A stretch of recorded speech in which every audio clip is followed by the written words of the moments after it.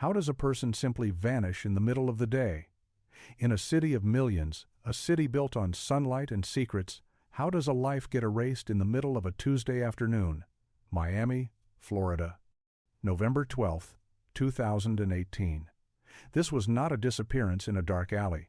It was not the dead of night. The location was a respected, high-end, and secure place of business.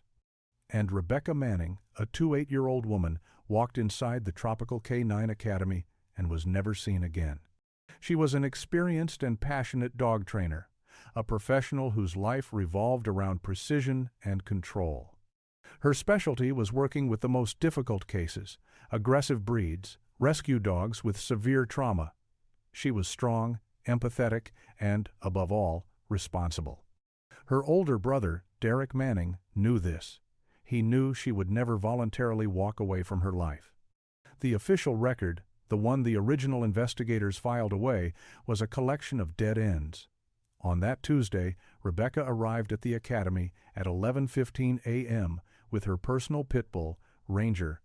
She signed in, chatted with the assistant, and walked to the specialized back training area, an isolated section of the compound, separated from the main building by a soundproof partition. At 7 p.m., the academy's owner, Dr. Vincent Holbrook, claimed he was locking up when he found Ranger. The dog was tied to a fence post, agitated and alone. Of Rebecca, there was no sign. Her white Toyota Camry was still in the parking lot. Her purse, containing her wallet, her phone, and her keys, was found untouched in the main office. The initial investigation hit a wall of impossible facts. No struggle, no blood, no witnesses.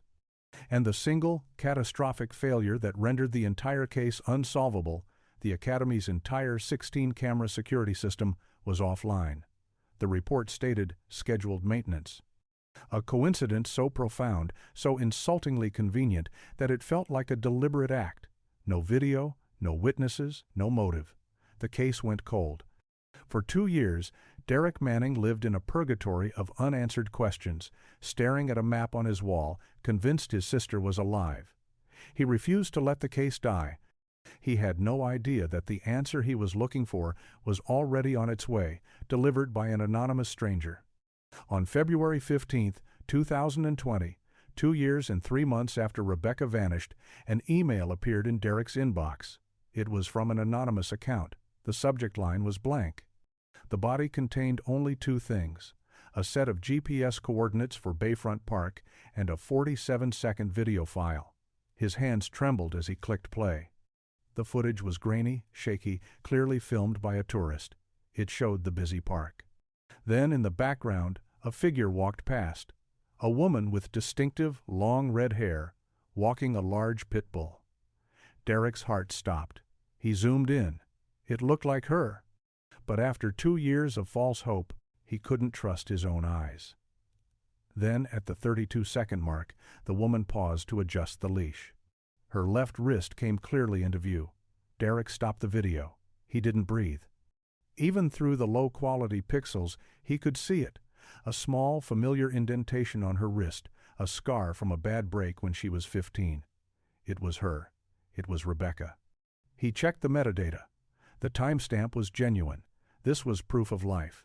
This wasn't a cold case. It was an active, ongoing kidnapping. Derek drove straight to the Miami-Dade Police Department. This time, he didn't deal with the retired detective. He met Detective Sarah Chen, the head of the cold case unit. Chen was a 15-year veteran, meticulous and skeptical. In a sterile conference room, she watched the video.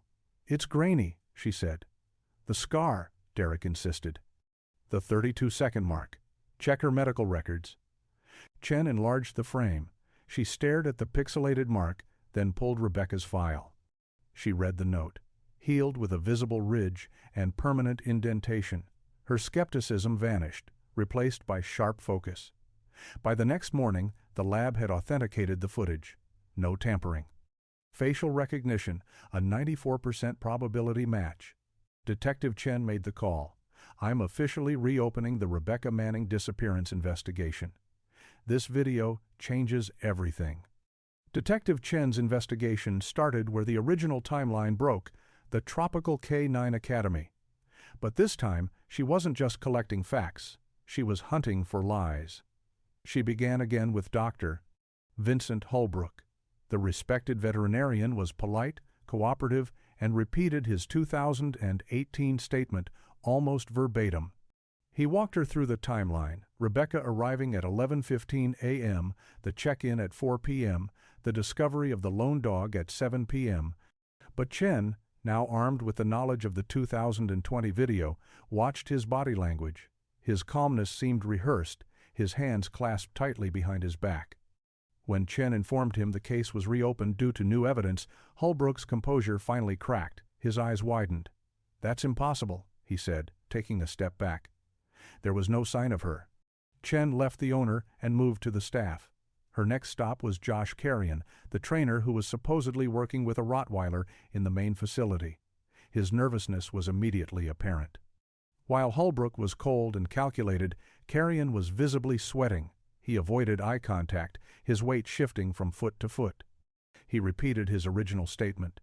He was focused on his own training session. The partition was soundproof. He never saw Rebecca leave. Chen asked him a simple control question. "When you left at 5:30, did you see Rebecca's car in the parking lot?" Carrion hesitated. His eyes darted to the left, a classic sign of memory construction, not recall. "I think so," he said. "Yeah, her blue Honda was there. A critical mistake. A tell." Chen consulted her notes, her expression flat. "Josh, Rebecca drove a white Toyota Camry." The color drained from Carrion's face. Right. White Toyota. "Sorry, I mix up cars sometimes." Chen stared at him, letting the silence hang in the air. "You don't forget the car of a colleague you worked with for over a year, not when that colleague vanished that same day." Josh Carrion was lying. This was the first crack in the Academy's perfect facade. Chen moved to the assistant, Maria Valdez. Maria's alibi was the strongest. She had left at 3 p.m. for a dental appointment on Coral Way. The original 2018 investigation had confirmed the appointment, and the alibi held. But Chen, now operating on the assumption of a conspiracy, drove to the dental office herself. The receptionist confirmed it again. Yes, Maria Valdez was here on November 12, 2018, at 3:15 p.m. for a routine cleaning. Chen asked to see the scheduling records. The receptionist complied. Chen found the entry. And that's when she found the second crack. The appointment for that routine cleaning was scheduled on November 9, 2018, only 3 days before Rebecca vanished. Most patients, the receptionist confirmed, scheduled routine cleanings weeks or even months in advance. A last-minute booking for a non-emergency on that specific afternoon was highly unusual. This wasn't a coincidence. This was a deliberately planned absence. Chen now knew that 2 employees, and likely the owner, were complicit in a conspiracy. The perfect timeline was a lie. That night, the case escalated from suspicious to dangerous. Derek Manning, staying at a hotel under Chen's recommendation, received a call from his neighbor. Someone had broken into his apartment. Chen met him there. The door had been forced. Nothing was stolen. His TV, his cash, his valuables, all untouched. But his laptop, which he had left on his desk, was open. The anonymous email with the 47-second video file was displayed on the screen. They weren't looking for money. They were confirming what the police now knew. They were monitoring the investigation. As Derek absorbed this violation, his phone buzzed. A text from an unknown number. It contained only 5 words: "Stop looking, or she disappears forever." The conspiracy was real. It was organized, and it was watching them. The threat against Derek proved the conspiracy was real, and it was active. Chen immediately moved him to a protective custody safe house. The case had now evolved. The lies from the staff meant the tropical K9 Academy was no longer just a location. It was an active crime scene. Chen returned to the academy. This time, she wasn't just asking questions. She was searching for the physical proof the lies were designed to hide. Her focus went straight to the specialized back training area, the isolated sector where Rebecca was last seen. She walked the perimeter, noting the soundproof partition separating it from the main facility. And in the far corner, partially hidden by overgrown vegetation and missed in the original cursory search, was a small utility shed. Holbrook had dismissed it earlier. Storage, he'd said. Lawn equipment, nothing significant. Chen produced a bolt cutter. The lock was rusted, but the hinges were recently oiled. She swung the door open. Inside, she found exactly what Holbrook had described: a lawnmower, hedge trimmers, bags of fertilizer. But the shed was wrong. It was meticulously, unnaturally clean. Despite housing oily, dirt-caked lawn equipment, the concrete floor was spotless. There were no grass stains, no dirt accumulation, no oil spots from the mower. And then she saw it. Near the floor drain in the center of the room, the concrete was lighter. There were faint, pale stains, as if something had been aggressively scrubbed, and the faint, acrid smell of industrial bleach still hung in the heavy air. This wasn't a storage shed. This was a cleanup. At the exact same time, across town, Derek Manning was in Rebecca's old storage unit, sorting through boxes her landlord had saved. He was looking for anything: an old diary, a letter, any clue to his sister's state of mind before she vanished. Tucked in the back of her closet, beneath a stack of sweaters, he found a small, leather-bound notebook. It was her personal work journal. He sat on the cold floor, his hands shaking, and began to read. Most entries were routine training observations about her client's dogs. But in the final weeks of October 2018, the tone changed. He called Detective Chen immediately, reading the entries aloud over the phone. October 28th, Dr. H asked me to work late with special clients. Money was good, but something felt wrong about the whole situation. Very secretive. November 2nd, was in the back utility shed looking for supplies. Found a locked medical fridge. Found medication that doesn't match any treatments Dr. H described. Pentobarbital, a massive supply of it. Why would a dog training facility need that much anesthetic? Chen felt her blood run cold. The bleach stains. The pentobarbital. The shed wasn't for storage, it was for holding. The drug wasn't just for animals, it was for sedation. Then Derek read the final entries. November 8th. Overheard Dr. H on the phone. He was arranging transport for November 12th. He mentioned needing the girl with experience handling aggressive breeds. He was talking about me. And the last entry, dated November 11th, the night before she disappeared. Can't prove anything yet, but something illegal is happening at the academy. Going to gather more evidence tomorrow during Ranger's session before talking to police. This was the pivot point of the entire investigation. This was the motive. Rebecca wasn't kidnapped randomly. She was targeted. November 12th wasn't a routine training session. It was a trap. She was the girl with experience, and she was silenced the moment she went looking for proof. Rebecca's notebook changed the investigation from a missing person case to a premeditated conspiracy. Detective Chen now had the what, pentobarbital, and the when, November 12th. Now she needed the link. She immediately ran a database search for high-volume purchases or thefts of that specific veterinary anesthetic in the Miami area during 2018. The search returned 7 results, including one major veterinary supply theft reported on October 15, 2018. This was just 2 weeks before Rebecca's first suspicious entry in her journal. Chen looked closer. The theft had occurred at Miami Veterinary Supply, a facility located less than 5 miles from the tropical K9 Academy. The stolen items included not just pentobarbital, but ketamine and propofol, a pharmaceutical combination capable of keeping someone unconscious, breathing but immobile, for extended periods. Chen drove to the supply company. The current manager confirmed the 2018 theft, noting that it had been an inside job, but they were never able to prove which employee was responsible. Chen asked for the employee records and staffing logs for October 15, 2018. The manager on duty during the theft? A man named Tom Bradley.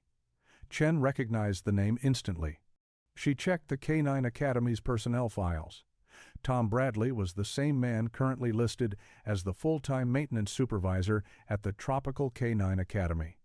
Public records showed he had quit his job at the veterinary supply company in early November 2018, just days before Rebecca vanished, to begin working full-time for Dr. Holbrook. This was the missing link. The conspiracy wasn't just the training staff. It included the maintenance man who had supplied the exact pharmaceutical tools necessary to sedate and transport a victim from that bleached utility shed.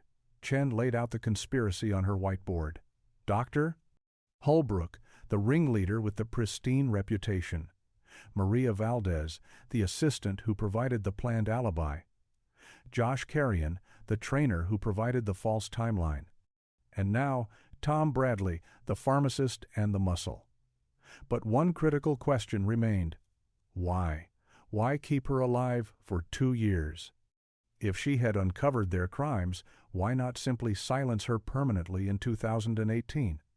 The motive was still missing. Chen returned to the one piece of evidence that started this new investigation, the 47-second anonymous video. She had already confirmed the visual, Rebecca, the scar. But now, Chen focused on the audio. In the background of the grainy footage, beneath the sound of park visitors and the wind, a dog was barking. It was a distinctive, heavy bark. She sent the file to the digital forensics lab. She asked them to run an acoustic analysis, comparing the bark in the 2020 video against audio from the original 2018 case file, which contained several old recordings of Rebecca training her Pitbull, Ranger. The lab called back 2 days later. The results were conclusive. The waveform, the pitch, and the vocal patterns were a 97% probability match. The dog in the 2020 Bayfront Park video, walking calmly beside Rebecca, was Ranger. This was the answer to why. They didn't just take Rebecca, they took her highly trained, aggressive breed dog with her. This suggested one of two things: either a remarkable, illogical kindness from her captives, or, far more likely, that Ranger himself and Rebecca's unique ability to control him served a specific, vital purpose in whatever scheme they were running. They weren't just holding a hostage, they were holding an asset. Her specialized skill was the motive. The motive was now clear. Rebecca's specialized skill was the asset. This realization forced Detective Chen to change her core question. It was no longer, who kidnapped Rebecca Manning? It was, how many others like her have they taken? She ran a new, broader search, cross-referencing every known employee, client, and subcontractor of the tropical K9 Academy, with missing persons reports filed in South Florida since 2018. She was looking for a pattern. The results turned her blood cold. 3 more names appeared. First, Jennifer Walsh, 26 years old. She disappeared in December 2018, just 1 month after Rebecca. She had been walking her golden retriever in Coral Gables and was last seen near a veterinary clinic where Dr. Holbrook occasionally consulted. Second, Lisa Hoffman, 24. She vanished in January 2019 after dropping her border collie at a different training facility. That facility, Chen discovered, subcontracted its advanced behavioral cases directly to Dr. Holbrook. Third, Maria Santos, 29. She disappeared in March 2019 from a dog park in Homestead, the same neighborhood where the nervous trainer Josh Carrion lived. The pattern was terrifyingly clear. 4 women, all in their 22nd, all connected to the high-end dog community, all vanishing without a trace. This wasn't just a conspiracy. This was a serial operation. This was a hunting ground. Chen knew Holbrook was running a sophisticated operation, but she needed to understand the logistics. How does a veterinarian, even a respected one, make 4 women disappear and hide them for years? Rebecca's notebook mentioned transport. This led her to the regulatory body for animal movement, the Miami-Dade Animal Control Division. She went there expecting to find licensing violations. Instead, she found the conspiracy's most valuable asset. Officer Robert Cruz met her in the records department. At 45, Cruz was a 20-year veteran who knew every animal-related business in South Florida. He was cooperative, perhaps too cooperative. Dr. Holbrook runs a clean operation, Detective. Cruz said, pulling the Academy's licensing file. Never had a single violation, always passes inspections with perfect scores. This perfection seemed suspicious, but Cruz's next words felt like a deliberate clue. Chen asked about international transport. Cruz glanced around the empty room and lowered his voice, as if letting her in on a secret. Off the record, Cruz said, Holbrook processes a lot of international dog transfers, more than any facility in the state. Rare breeds, show dogs. Sometimes I wonder about the source documentation. The paperwork always looks identical. Same formatting, same veterinary signatures, same transport companies. Officer Cruz had just handed Detective Chen the perfect cover story, a sophisticated animal trafficking ring. Stealing valuable local dogs, forging international documents, and selling them overseas as imported purebreds. It explained the secrecy, the money, the need for Tom Bradley's drugs, and Rebecca's notebook entry about transport. It explained everything, except for one detail. Chen returned to her desk. The forensics lab had sent one final detailed report on the pentobarbital, ketamine, and propofol combination stolen by Tom Bradley. The report included a footnote. It read, "While commonly used in veterinary medicine, high-volume thefts of this specific pharmaceutical cocktail are also commonly linked to human trafficking organizations for the temporary sedation of victims during transport." Chen stared at the words. She looked at the missing persons list. Jennifer Walsh, Lisa Hoffman, Maria Santos, Rebecca Manning. This wasn't about dogs. It was never about dogs. The animal trafficking was the cover. The dogs were the camouflage. The real product being shipped internationally was the women the specialists needed to handle them. Rebecca Manning wasn't kidnapped despite her skills. She was kidnapped because of them. The revelation was horrifying. Detective Chen was no longer investigating a cold case. She was investigating an active human trafficking ring specializing in unique skill sets, operated by a respected veterinarian and protected by an unknown number of co-conspirators. She had the theory, but she still lacked the location. She didn't have enough evidence to arrest Holbrook. A 2018 notebook and a stolen drug report were circumstantial. She needed to catch them in the act. She ordered 24-hour surveillance on Holbrook, Tom Bradley, and the tropical K9 Academy itself. The network, likely sensing the new pressure from Chen's renewed questioning, began to fracture. The first one to run was Josh Carrion. Derek Manning, restless in protective custody, was monitoring airport departures. He saw Carrion's name on a last-minute booking. He alerted Chen immediately. "Detective, Josh Carrion is at Miami International Airport. He's trying to board a flight to Bogota, Colombia, right now." Chen contacted airport security. They intercepted Carrion seconds before he boarded the flight. He was carrying over $15,000 in cash and a one-way ticket. He immediately demanded a lawyer and refused to answer any questions. The Colombia connection confirmed the international angle of the trafficking ring. But Carrion running meant the rest of the network knew they were exposed. Seconds after Carrion was detained, the surveillance team watching Holbrook radioed in, their voices urgent. "Subject is mobile. Dr. Holbrook is at the Academy. He just loaded 4 large sealed dog crates into an unmarked panel van. The van has no visible plates.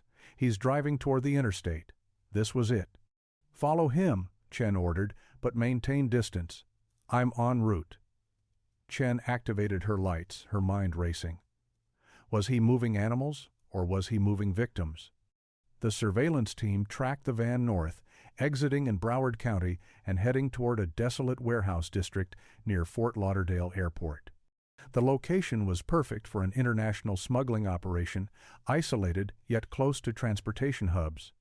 The van pulled behind a large windowless building marked only with a small sign, International Pet Transport Services. This was the hub. As Chen's tactical unit began to quietly secure the perimeter, the surveillance officer made a chilling report. "We have eyes on the loading bay. They are unloading the crates. We have 4 women exiting the warehouse. They appear disoriented, heavily drugged."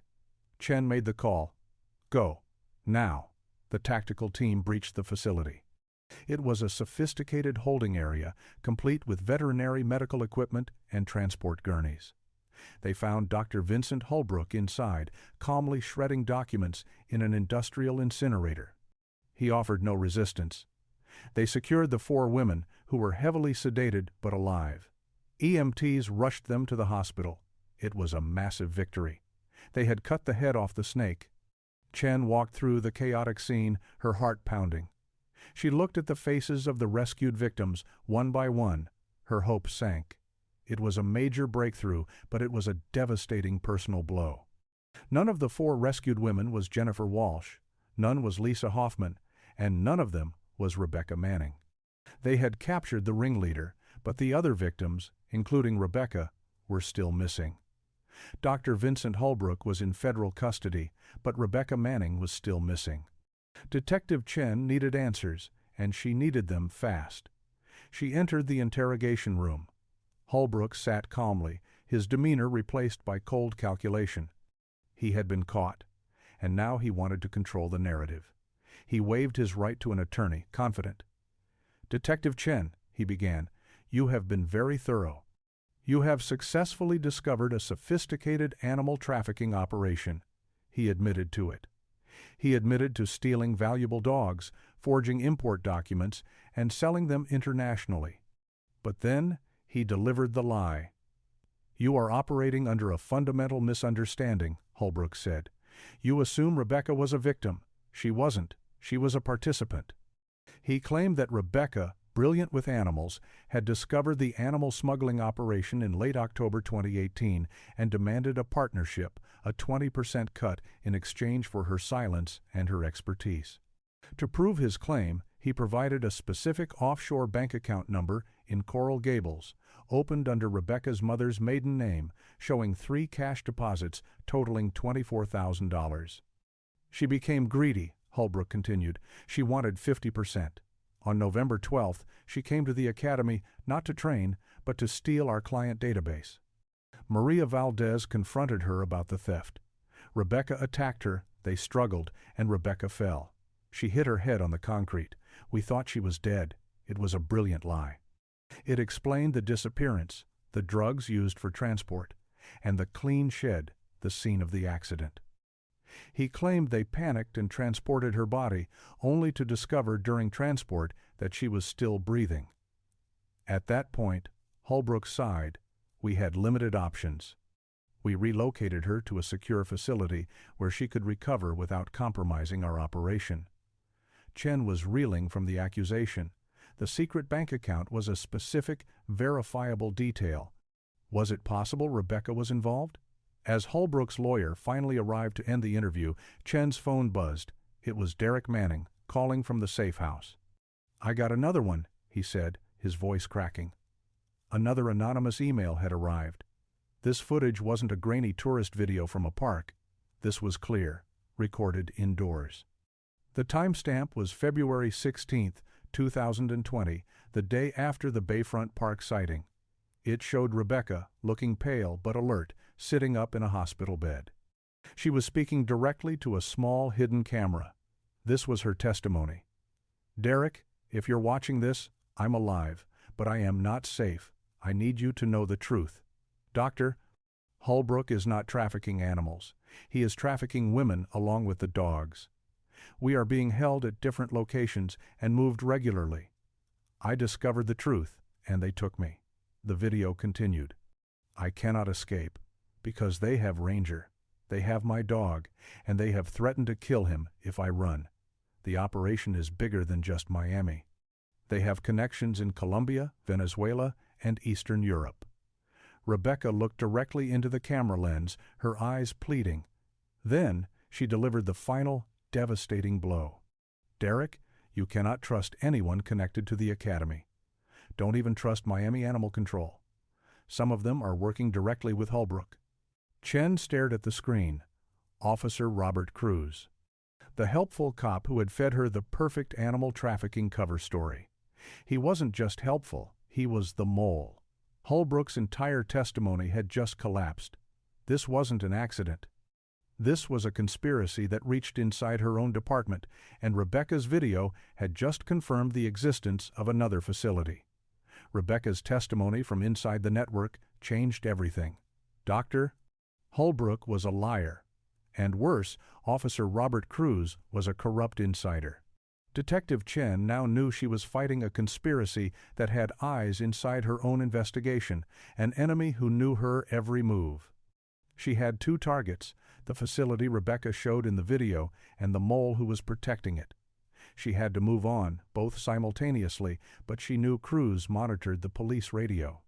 If she dispatched a tactical team to the facility, Cruz would know instantly and the trail would go cold.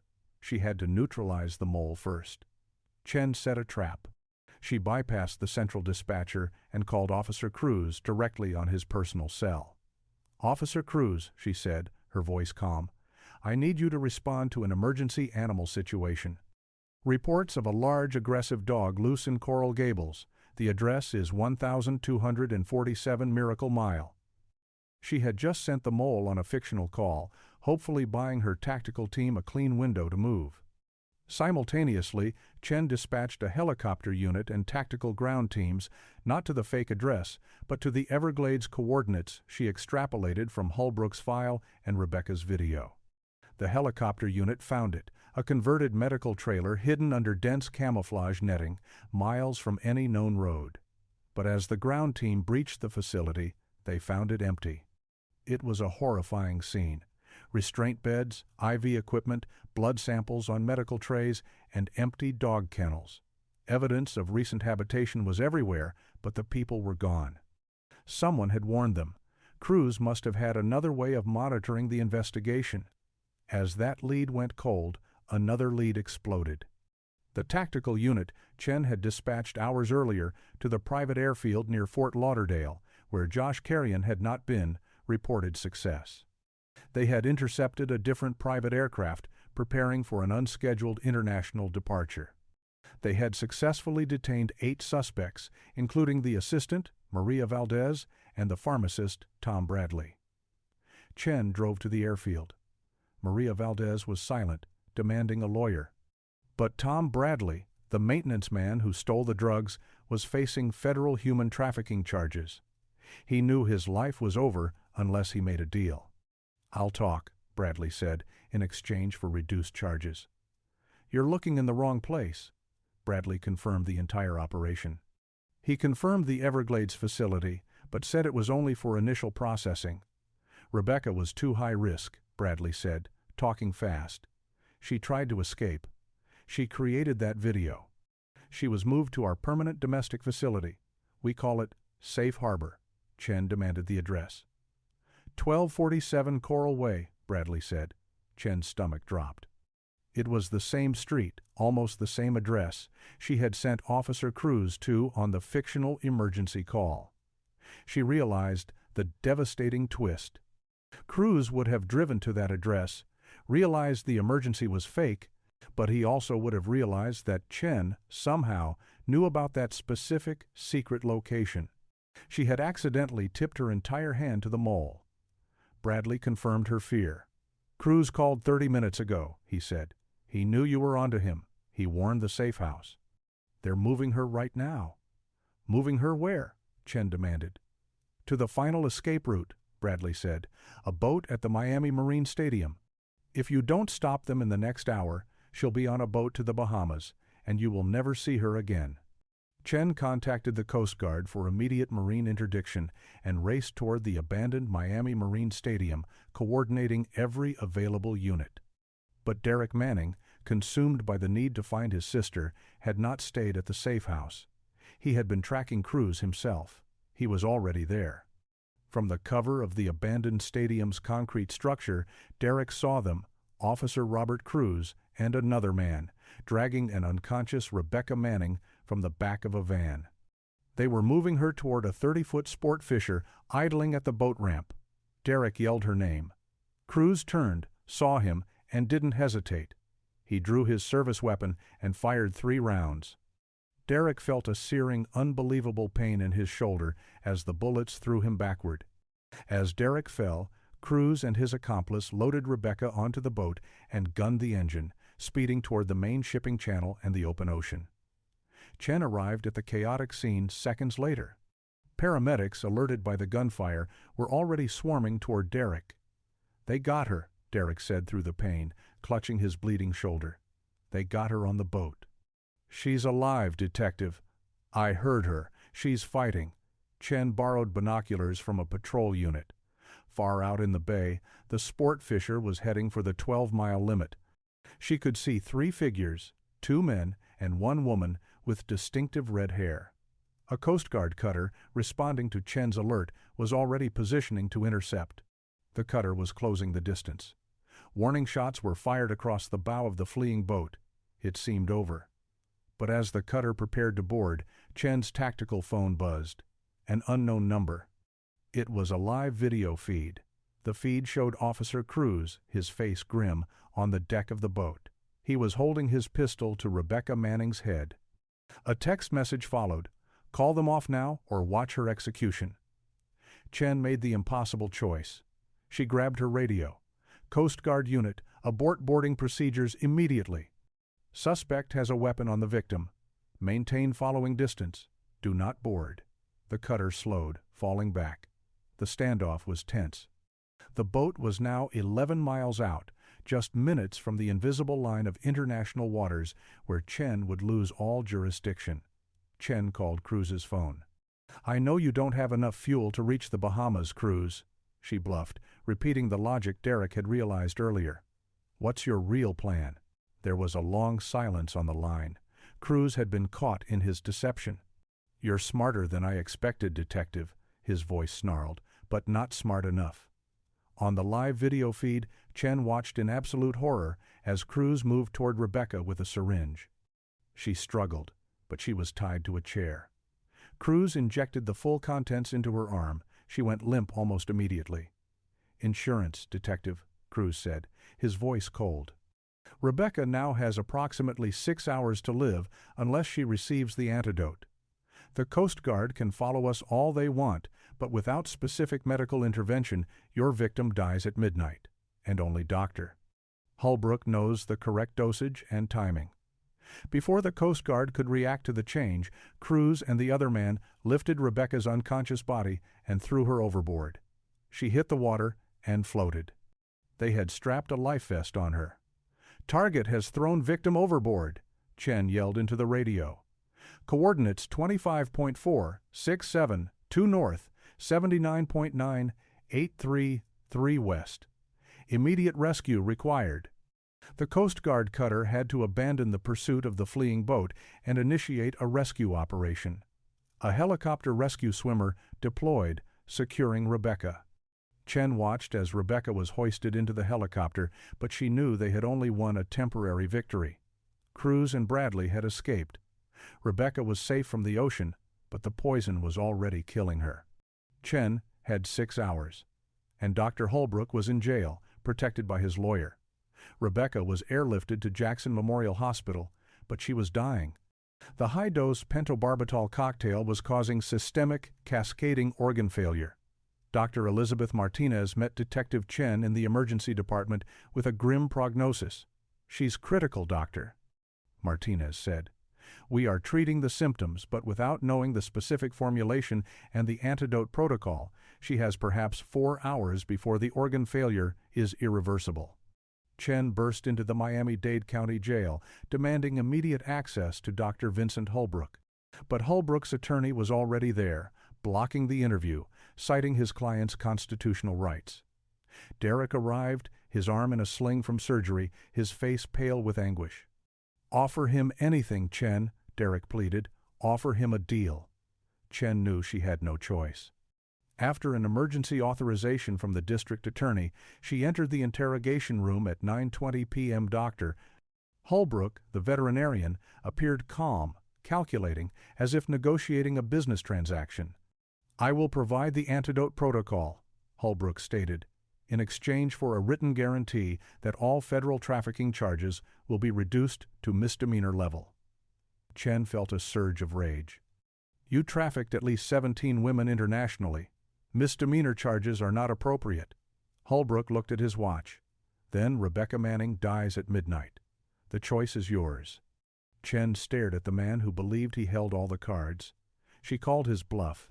You have 5 minutes. If you let her die, this is no longer a trafficking case. This becomes premeditated first-degree murder, and I will personally ensure you never see the sun again. The veterinarian's composure finally broke. He knew she was right. He gave her the protocol. It was sophisticated. Intravenous flumazenil, 0.2 milligrams per kilogram, administered over 30 minutes. Follow with naloxone, 0.4 milligrams, repeated every 2 minutes until respiratory function normalizes. Chen relayed the complex instructions to Dr. Martinez. The medical team sprang into action. At 11:30 p.m., Chen received the call. Her vitals are stabilizing. The antidote is working. She's going to make it. Days later, Rebecca Manning, awake, alert, and safe for the first time in over 2 years, gave her complete testimony. She confirmed the entire operation, the K9 Academy, was a recruitment front to identify women with specialized animal handling skills who were then kidnapped and sold internationally to buyers running private zoos and illegal fighting rings. She also confirmed the anonymous videos. They were sent by Maria Santos, another captive, who had managed to get the files onto a USB drive and bribe a low-level guard just before she herself was transported to the Columbia facility. Rebecca's testimony, combined with the data from Holbrook's computers and Tom Bradley's confession, triggered a massive international investigation. The FBI, working with Colombian authorities, raided the Bogotá facility, rescuing 8 women, including a grateful Maria Santos. Raids in 4 other U.S. states rescued 11 more victims. In total, 37 women were rescued from facilities in 8 different countries. Officer Robert Cruz and his accomplice were apprehended by the Coast Guard hours after their escape. Their boat, as Chen had predicted, had run out of fuel. Dr. Holbrook, facing an overwhelming mountain of evidence and the testimony of 17 victims, pleaded guilty to human trafficking and kidnapping, receiving multiple life sentences. Rebecca and Derek were reunited, their 2-year nightmare finally over. Her courage to film that video inside the facility, and Derek's refusal to let the case go cold, brought down a global criminal empire. Rebecca's case shows how a massive, terrifying conspiracy can hide beneath the most perfect, respectable facade. It was the persistence of one family member and the incredible courage of one victim still inside the network that brought the truth to light. What part of this investigation stood out the most to you? Let us know your thoughts in the comments below. And if you want more deep dives into complex cases where the truth is stranger than fiction, make sure to subscribe,